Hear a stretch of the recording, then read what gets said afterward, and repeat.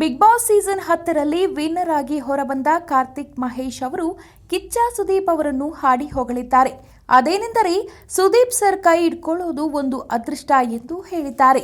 ನಾವು ಯಾವಾಗಲೂ ವಾರಾಂತ್ಯ ಬಂದ್ರೆ ಸಾಕು, ಈ ವಾರ ಏನಾದರೂ ತಪ್ಪು ಮಾಡಿದ್ದೀನಾ, ಸುದೀಪ್ ಅವರು ಕ್ಲಾಸ್ ತಗೋತಾರಾ ಎಂದು ಅನ್ಕೊಂಡು ಸುದೀಪ್ ಅವ್ರನ್ನ ಕಾಯ್ತಾ ಇದ್ವಿ.